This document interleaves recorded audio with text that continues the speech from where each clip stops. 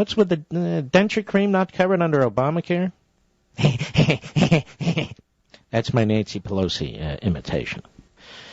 Anyway, she rambles and she rambles and she rambles. Cut 3, go. We don't want any more government than we need, but we respect the public role and public-private partnerships and putting a referee on the field, a cop a referee for whether to monitor clean air, clean water, food safety, a cop on the beat for the protection of our neighborhoods.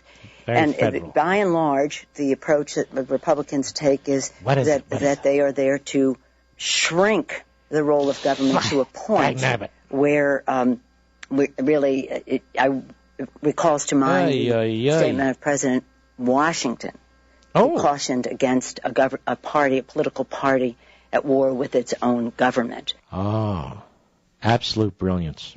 She's quoting Washington. Washington said, cop on the street, food safe, clean air, monitors, cops, referee, and let me quote Washington. The cop on the beat. Are Republicans trying to cut the cops on the beat?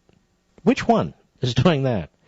Monitor clean air and clean water. Do you know that half of the budget that the EPA has, listen to this, I know this from our litigation against the EPA at Landmark Legal Foundation, half of the EPA's budget goes to grants, mostly to left-wing kook groups. Are they monitoring the air? What do? They stand on top of a mountain and just breathe? Air's still here. I mean, what do? Look at that. Greenhouse gases. I see condensation. Yes. You know, we must have carbon dioxide, ladies and gentlemen. I know this because, look, there's plants. Anyway, yes, they're monitoring the air for us. Now, ladies and gentlemen, does it take 2 million bureaucrats to monitor the air? Don't we all breathe? And, of course, there aren't any state agencies whatsoever, not a single state environmental agency that's involved in environmental issues, not a single local law enforcement officer. No, they're all federal, you know. So it recalls to mind the statement of President Washington. Or was it Grover Cleveland?